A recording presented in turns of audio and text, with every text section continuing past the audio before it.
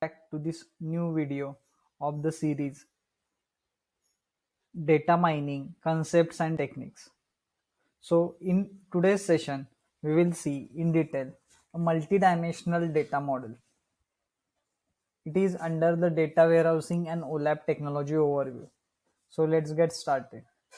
If you are new to the channel, then please do not forget to subscribe the channel.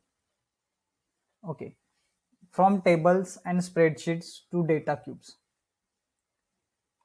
As you know, in relational database management system, there are tables and spreadsheets because the data is divided into rows and columns in tables and spreadsheets, and we are doing the operations on that tables and spreadsheets. But what happens if all the data we have to represent in table format only? Then we have the limitation.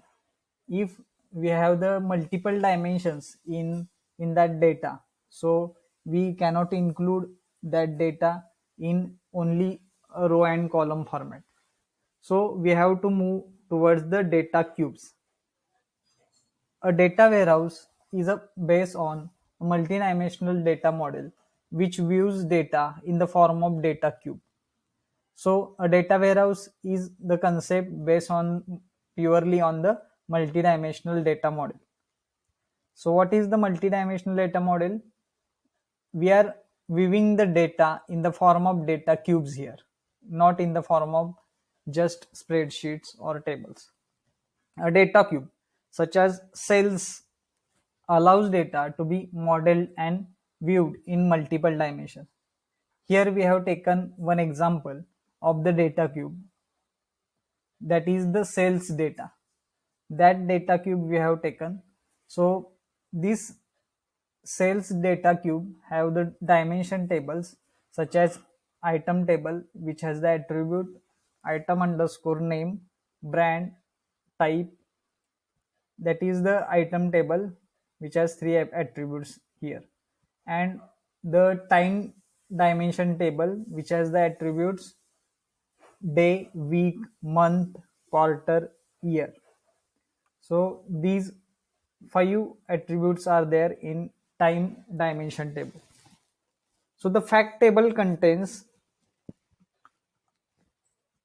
such as dollars underscore sold and keys to each of the related dimension tables. So data cube includes the fact tables and dimension table. Generally, there is a single fact table and multiple dimension tables attached to it. So in data warehousing literature, an ND base cube is called as a base cuboid. The topmost zero dimension cuboid, which holds the highest level of summarization, it's called the apex cuboid. The lattice of cuboid forms a data cube. So on the basis of levels, here are the cuboid or the types of cuboid present. As you see in the diagram, a cube, a lattice of cuboids. So on the basis of the levels, the cuboid type is there.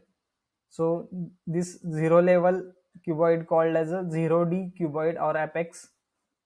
First level called as a 1D cuboid, second level 2D cuboid, third level 3D cuboid, and the last level, fourth level in this diagram called as a 4D base cuboid. So this is the cube or lattice of cuboids. Next concept is the modeling of data warehouses. So mainly there are three models present in data warehouses based on the dimensions and measures. So the first model in data warehouse is star schema.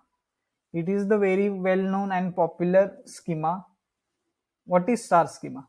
A fact table in the middle connected to a set of dimension tables. So there is a fact table in the middle of the schema, and that fact table is connected to the multiple dimensions tables. Second model is the snowflake schema. a refinement of star schema where some dimensional hierarchy is normalized into a set of smaller dimension tables. It is very important, that is, it is similar to star schema, but the dimension tables are normalized into a set of smaller dimension table, forming a shape similar to snowflake. So it is called as a snowflake schema. Then the third model is fact constellations. Multiple fact tables share dimension tables and viewed as a collection of stars, therefore called as a galaxy schema or fact constellation. So the fact constellation is, we can say, the many to one model, and star schema or the snowflake schema is called as a one to many model. So we will see through the examples. Here is the example of star schema, where here is the sales fact table present in the middle, and the keys are connected to the multiple dimension tables. Here are the dimension tables like time, item, branch, measures, location.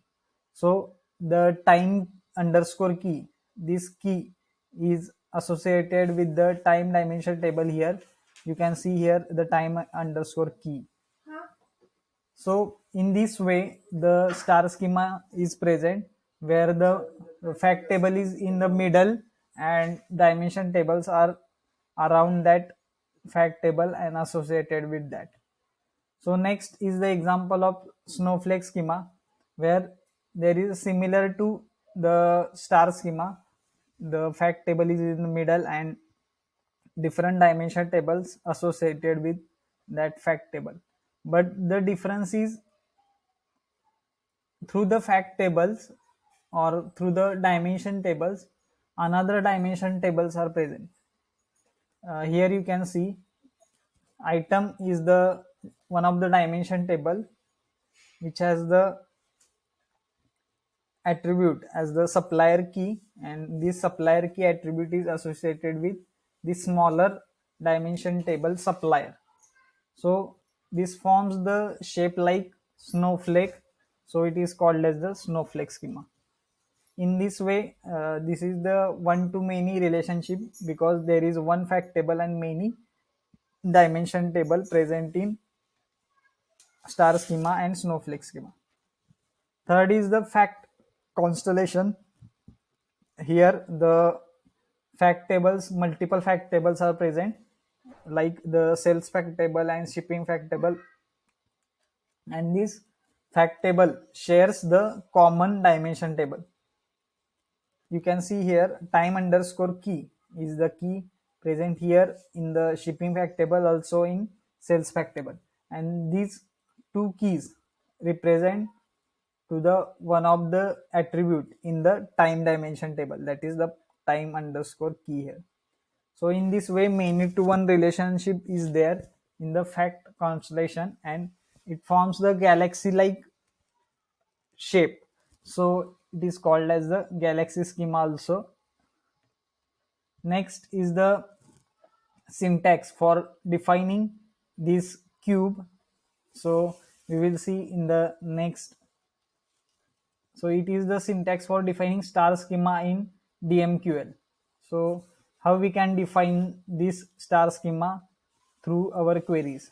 So define cube, this is the keyword which you will see in this color, and sales underscore star is the name of that schema, and in brackets there are the attributes present in that table. So time, item, branch, location, these are the attributes present in the cube, or the, you can say, the fact tables. This is the syntax for defining the fact table, and this is the syntax for defining the dimension table. For example, define dimension time as time underscore key, day of the week, month, quarter, year. So how we can define the dimension? Define dimension, these are the two keywords. Time is the name of that dimension table, as is the keyword, and giving the different attributes in that dimension table here. In this way, we are defining multiple dimension table in star schema. In snowflake schema, we can define this in similar fashion, but we have the smaller dimension tables attached to main dimension table. So this is the difference. Then in fact constellation, we can define the fact tables and dimension tables similarly. Only change is we can have the many to one relationship that you will see here. Define dimension time as time in cube cells, and define dimension item as item in cube cells. So here we can see that there is a many to one relationship present in this fact constellation table. So there are measures of data cube. There are three categories. One is the distributive, another is the algebraic, and holistic. Third is the holistic. So in in this each category, there are different functions present which we will use to measure the data cube. So in distributive, we will use the count, sum, mean, max like functions. In algebraic, we can use average, mean underscore and standard deviation like functions. In holistic, we are using median, mode, rank, this kind of functions. So concept, hierarchy, dimensions, location.